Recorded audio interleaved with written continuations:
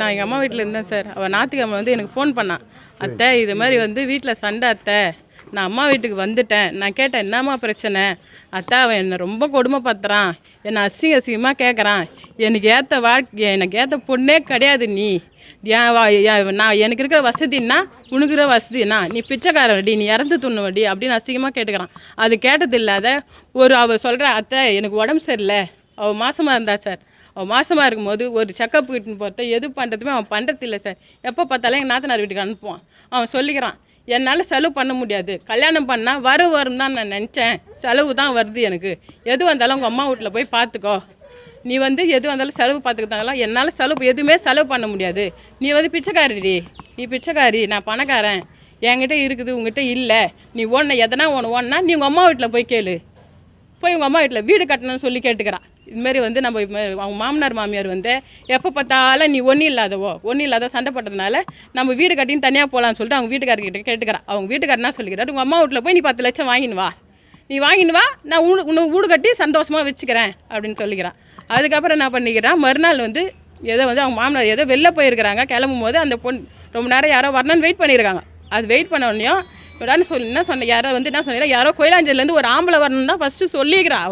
அவங்க வீட்டுக்காரன் சொன்னானா, ஆனால் வந்தது ஒரு பொம்பளை. அதுக்கப்புறம் இவனா சொல்லிக்கிறான் நான் வரமாட்டேன், நீங்கள் ஒண்டி போயிட்டு வாங்க சொன்னோன்னு இவ போயிட்டுக்கிறாங்க. அவங்க மாமனார் சொன்னாராம் இது மாதிரி வந்தது ஒரு பொண்ணு தாம்மா, பக்கத்து தெருவில் இருக்கிறா, எப்போ பார்த்தாலும் அவன் அங்கே தான் போவான், அங்கே தான் இருக்கிறான், அந்த பொண்ணு கூட தான் இருக்கிறான் அப்படின்னு சொல்லிக்கிறாங்க.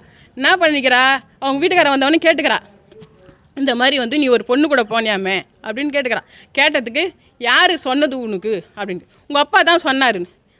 அவனா சொன்னான், அப்படிலாம் கிடையாதே அப்படின்னு சொல்லிக்கிறான். அது அவங்க மாமனார் கூப்பிட்டு கேட்டுக்கிறான், நீங்கள் தானே மாமா சொன்னீங்க அப்படின்னு கேட்டதுக்கு அவங்க மாமனார் சொன்னாரான் அதெல்லாம் இல்லையாமே, நான் எங்கே சொன்னேன், நான் எங்கே போனேன்னு சொல்லிட்டு திட்டினவொடனே அவள் கம்முன்னுட்டுக்கிறான். மறுநாள் பயங்கரமாக 2 பேருக்கும் சண்டை நடந்துக்குது. அவன் அசிங்கமாக கேட்டுக்கிறான். அந்த பொண்ணை போட்டு சரியான அடி அடிச்சுக்கிறான்.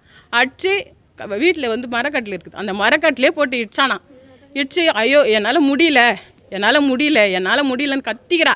கத்தனை கூட உள்ளையான் சரியான அடி அடிச்சு அதுனா சொல்லிது என்னை இட்டு போய் நான் எங்கள் அம்மா வீட்டுக்கு போகிறேன், நானே இட்டு போய் விட்றேன்னு சொல்லிட்டு அவன் தான் இட்டுக்குன்னு வந்தான்.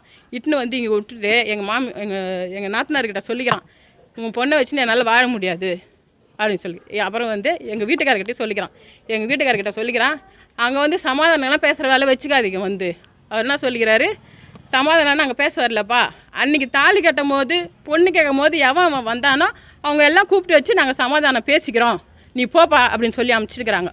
அதுக்கப்புறம் 5 நாள் நல்லா தான் இருந்தா சார், எங்கள் வீட்டில் நல்லா தான் இருந்தா. எனக்கு டெய்லி ஃபோன் பண்ணி பேசுவாள். அவள் சொன்னால் அத்தை அவன் வானா அத்தை என்னை கொடுமைப்படுத்துறான், அவள் பக்கத்து வீட்டில் பொண்ணு, அங்கே இருக்கிற பொண்ணு, இந்த இருக்கிற பொண்ணு, அவ்வளோ அழகாக இருக்கிறாள், நீ இப்படி நான் உனக்கு குடும்ப நடத்த தெரியல அப்படி இப்படின்னு அந்த பொண்ணை போட்டு டெய்லியும் டார்ச்சர் பண்ணிக்கிறான் சார். டெய்லியும் டார்ச்சர் பண்ணிவிட்டு அன்றைக்கி என்ன பண்ணால் வெள்ளிக்கிழமை அவங்க வீட்டில் அவங்க 2 சவரன் செயின் போட்டாங்க சார். என் செயினை கழட்டி கொடுன்னு கேட்டுக்கிறாங்க. அவன் என்ன பண்ணிக்கிறான், கழட்டி கொடுத்துட்டுக்கிறான். இவளோட செயினை 5 சவரம் வச்சுக்கிறான். அதை எடுத்துன்னு அவன் கொடுத்துக்கிறான்.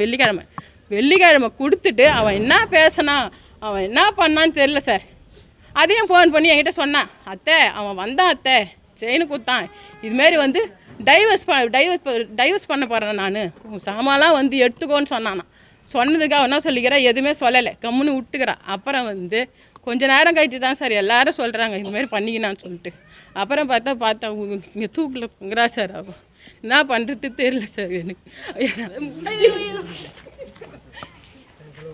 நான் வீட்டுக்கு வந்த பிறகு அவர் முகத்தில் காயமாக இருந்தது.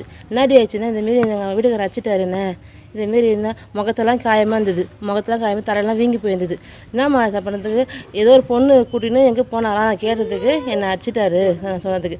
அப்புறம் தெளிவாக சொன்னும்போது அவள் போன வேலைக்கிழமை அன்னைக்கு வெளியே எங்கேயோ போனாங்களாம், கிளம்ப சொன்னார் அவங்க வீட்டுக்காரு. இவ கிளம்பி இருக்கும்போது ஒருத்தவங்க வரணும் சொல்லிட்டு இவ கூட்டும் போகாமல் அவங்க மட்டும் போயிட்டாங்க. அவங்க மாமியார் அவங்க வீட்டுக்காரர் மட்டும் கூட்டும் போயிட்டாங்க. கூட்டும் போனதுக்கு இவ என்ன சொன்னா, ஃபோன் பண்ணி இதுமாரி எனக்கு கூட்டும் போயிட்டாங்கம்மா என்னை விட்டுட்டு சொன்னதுக்கு, சரி நீ வீட்டிலே இருமா நான் ஃபோன் பண்ணி சொன்னதுக்கு சொன்னாங்க. அதுக்கப்புறமா என்ன ஆயிடுச்சு, அவங்க மாமனார் சொன்னாராம் இதேமாரி அவங்க பொண்ணு கூட்டின்னு போய்க்கிறாமா காரில் சொன்ன உடனே இவர் என்ன சொன்னால் இது ஒரு பொண்ணு வச்சுன்னுக்கிறாமான்னு சொல்லிட்டு அவ சொல்லின்னு இது அது வந்து அந்த அதே சண்டை போட்டுன்னுக்கிறாங்க. நீங்கள் பொண்ணு வச்சுன்னுக்கிறியாம ஒரு பொண்ணு வச்சு அதுக்கே சொன்னாலே அவன் அடிச்சு குடும்பத்தையே என் தங்கச்சி அனுப்பிச்சிட்டான் சார். அவன் போன அத்திக்கிழமெல்லாம் அவள் வந்ததுலேருந்து இங்கே நல்லா தான் சார் இருந்தான். வெள்ளிக்கிழமை அன்னைக்கு அவங்க வீட்டுக்காரர் வந்தார். இங்கே 1:30 மணி இருக்கும் சார். வந்து நகை கொடுத்துட்டு போகிறாரு. அவன் நகைலாம் வாங்கி வச்சுருந்தாரான் அவர். அதனால் செயின் வந்துச்சு சார். செயின் இருக்கும் அதை வாங்கி அந்த வச்சுட்டு கொடுத்துட்டு அவர் என்ன சொன்னார், சாமான்லாம் எடுத்துன்னு போயிரு, டைவர்ஸ் கொடுத்துட்றேன், உன் சாமான்லாம் எடுத்துன்னு போயிருன்னு சொன்னார். வந்து சாகணும்னு முடிவு எடுத்திருந்தா வந்து ஒரு வாரம் அது பார்த்தீங்களா, ஒரு வாரத்துலேயே அவள் செத்துருப்பா. அவன் வந்திருக்கிறான், ஏதோ சொல்லியிருக்கிறான், அவளை ஏதோ கஷ்டப்படுத்திருக்கிறான். அதுக்கப்புறம் தான் அவன் வந்து போன பிறகு தான் இந்த முடிவை அவள் எடுத்திருக்கிறான். அதனால அவனுக்கு கண்டிப்பாக தண்டனை கொடுக்கணும். அதே இடத்துல அவங்க போய் சொல்லி கல்யாணம் பண்ணாங்க. அவனுக்கு 35 வயசு. எங்கள் பொண்ணு அந்த வீட்டுக்கு போன பிற்பாடு தான் அவனோட சர்டிஃபிகேட் எடுத்து பார்த்த பிறகு வயசு 35ன்னு தெரியும். ஆனால் நாங்கள் எங்ககிட்ட சொல்ல அவனுக்கு 28, 29 வயசு தான் எங்ககிட்ட சொன்னாங்க. ஆனால் அங்கே போன பிறகு தான் அவள் போய் சர்டிஃபிகேட்லாம் எடுத்து பார்த்த பிறகு தான் 35 வயசுன்னு தெரியும். ஆனால் எங்கள் பாப்பாவுக்கு 25 வயசு தான் ஆகுது. அவன் போன நாள்லேருந்து கொடுமையாக பண்ணியிருக்கிறான் அந்த குழந்தை. ஆனால் அவள் வெளியவே சொல்லலை, சொல்லாமே மூடி வச்சே தான் இருந்துக்கிறான். லாஸ்ட்டை தான் கிட்டுன்னு வந்து விட்டு இவ்வளோ கொடுமை பண்ணிட்டு போயிட்டான் அவன். செய்திகளை உடனுக்குடனும் துல்லியமாகவும் தெரிந்து கொள்ள சப்ஸ்கிரைப் பண்ணுங்க.